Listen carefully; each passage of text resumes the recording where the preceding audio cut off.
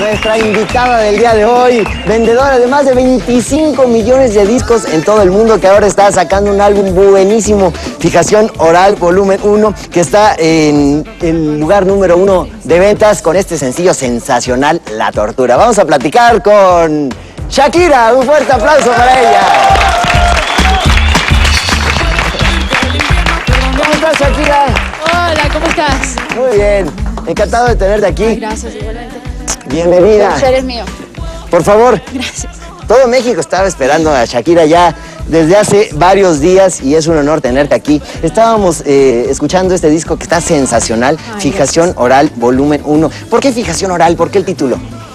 Ay, bueno, yo creo que tiene mucho que ver con esa etapa en la que todos los seres humanos tenemos esa relación primaria con lo oral, ¿no? Y a través del oral descubrimos el mundo y es como nuestra ventana al universo, ¿no? Nuestros primeros descubrimientos yo creo que los hacemos a través de la boca. Así es. Y es así para mí también, ¿no? Porque yo creo que he vivido a través de mi boca. Bueno, fíjate, pues, a través de lo que digo, boca, de lo que jamás he debido decir, por ejemplo. De lo que jamás has debido decir. Sí, muchas cosas. ¿Cómo qué? Bueno, tengo una lista interminable de cosas. Oye, ahorita que dices que a través de tu boca te has expresado, tú empezaste desde muy niña.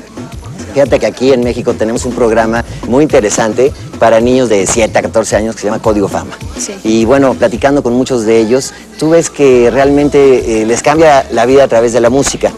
Tú de esa niña que tocaba puertas, que todos recordamos desde muy chiquita cantando, hasta esta mujer triunfadora que representa tanto para la mujer latina como imagen del éxito, ¿qué le dirías a todas esas mujeres que te ven como un ejemplo? No nada más en la música, sino en cualquier actividad que ellas desempeñen y que te siguen a ti como líder de opinión. Yo creo que hay una diferencia muy grande entre ser famoso y ser exitoso, ¿no? Yo creo que lo más importante es intentar hacer lo mejor que uno puede en cualquier campo en el que uno se desempeñe en la vida. No necesariamente tiene que ser el mundo del entretenimiento o la música, pero si en realidad existe esa vocación por la música, yo creo que hay que perseguirla, hay que perseguir ese sueño hasta que se realice, ¿no?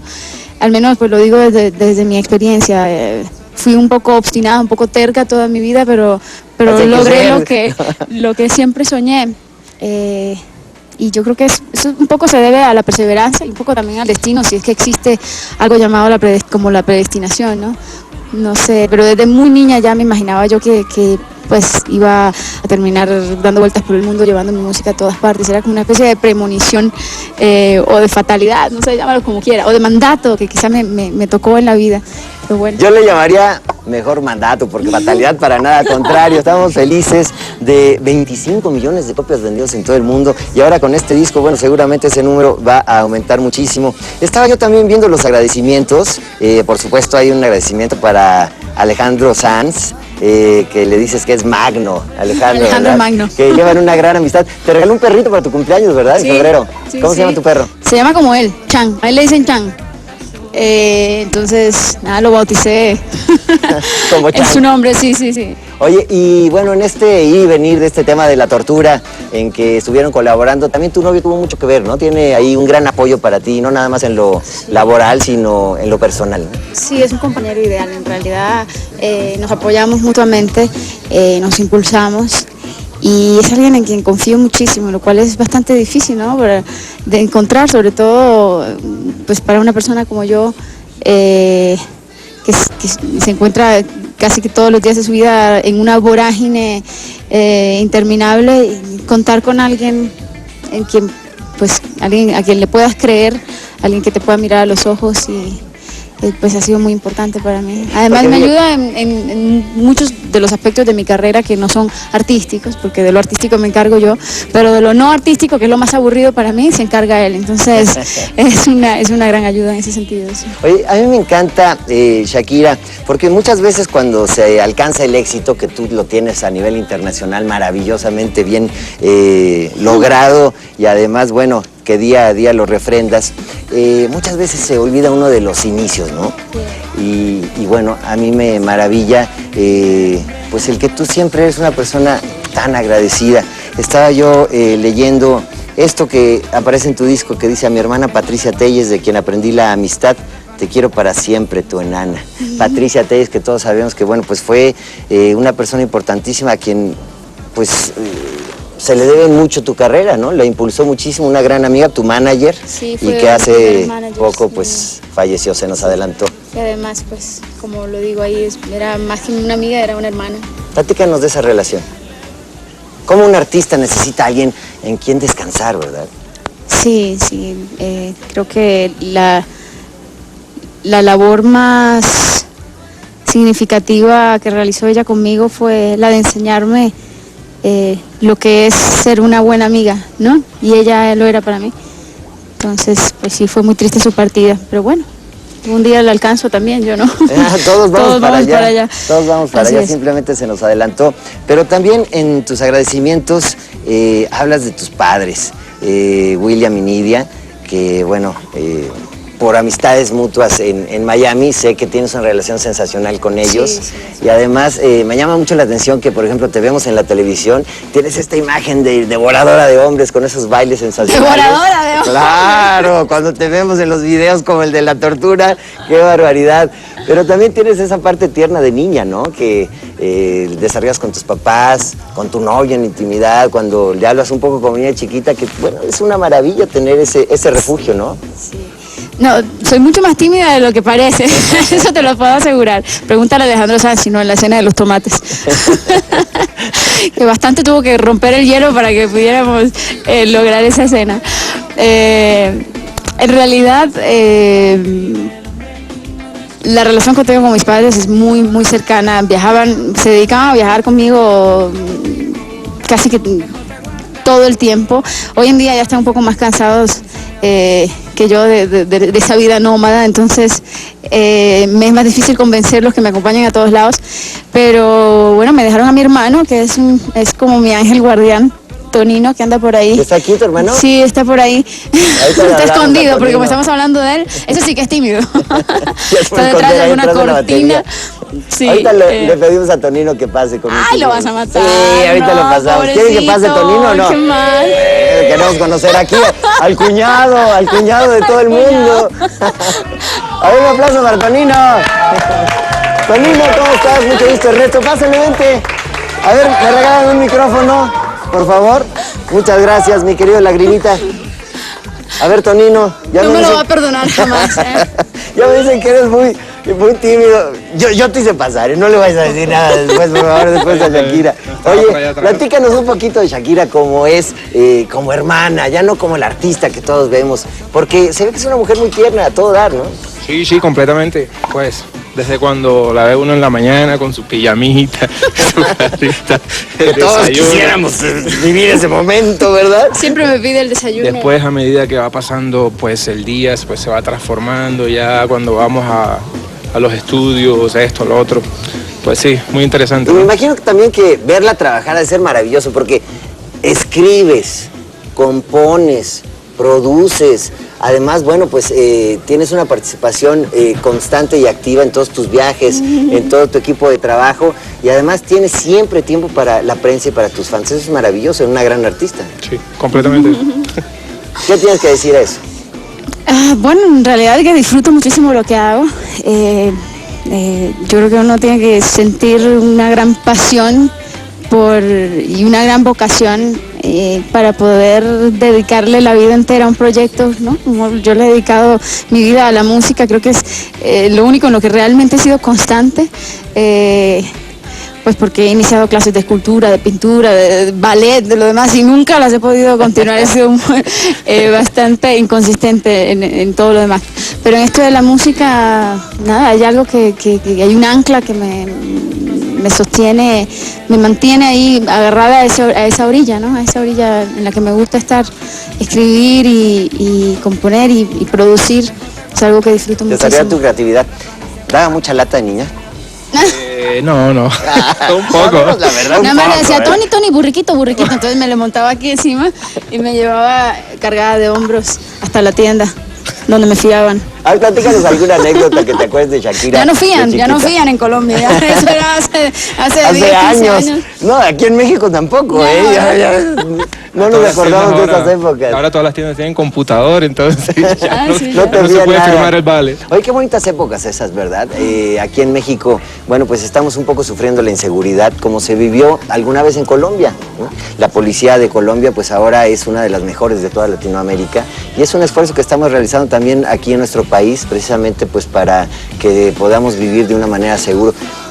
¿Qué le dirías a todas esas personas en México que pues un poco vivieron la misma situación en tu país y que ahora tu país ha salido adelante y nosotros estamos apenas en vías para que tengan un poco más de seguridad para vivir sus vidas con sus familias, con ellos mismos?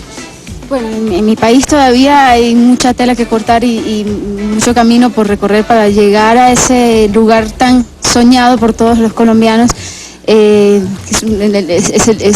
es tener algún día un país en paz, en armonía.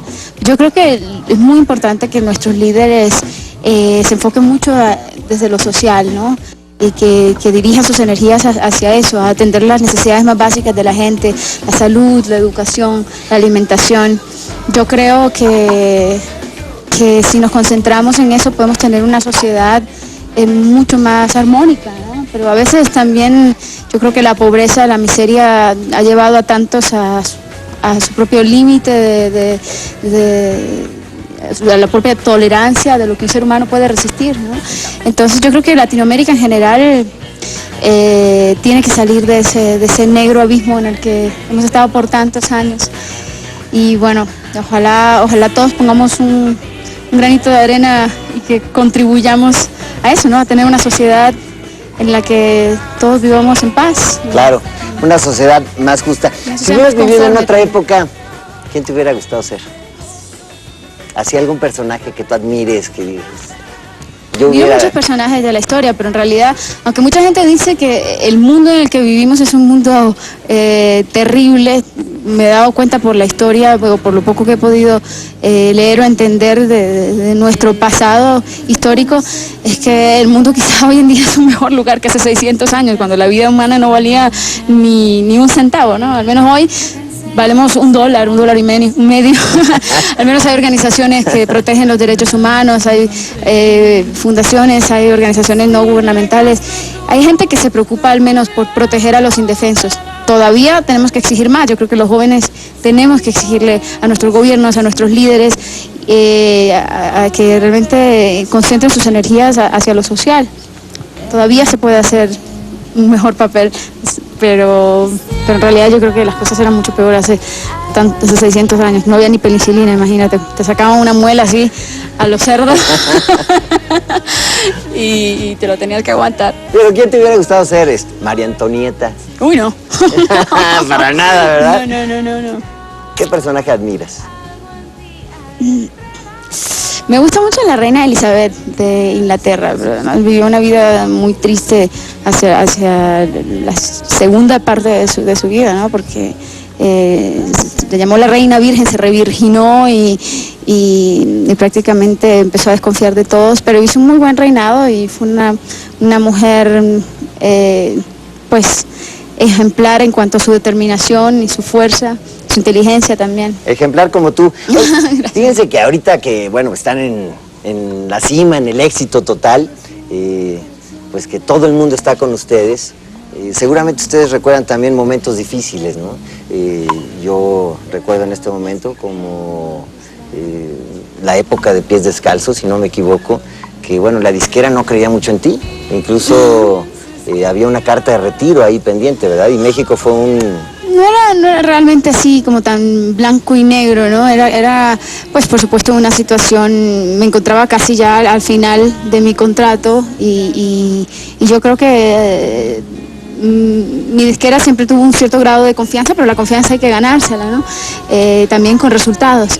Entonces, pues los dos primeros discos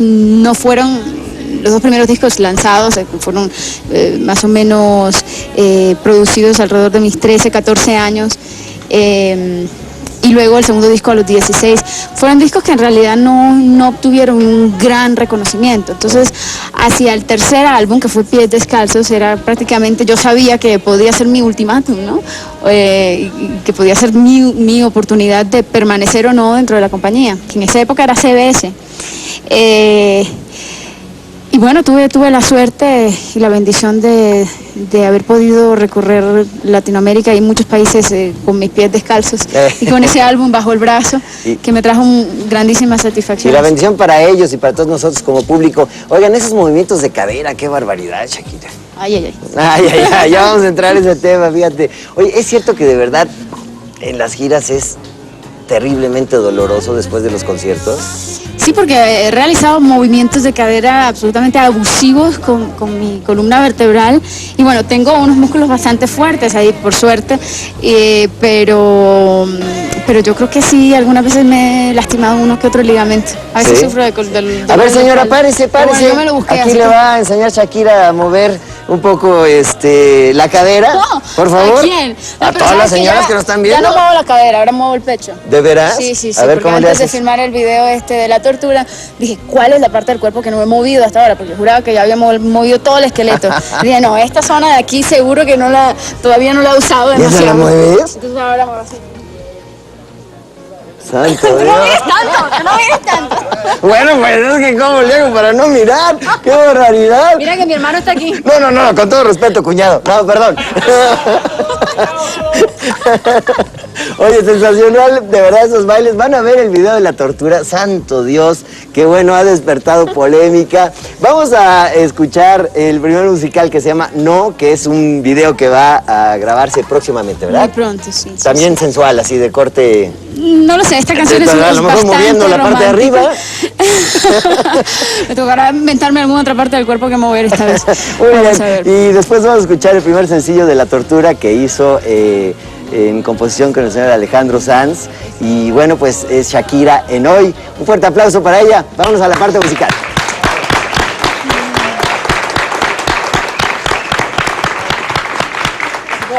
Por favor. Bueno, listo. Ahorita Gracias. Ahorita volvemos aquí conversamos. para platicar, sí. Gracias, señor.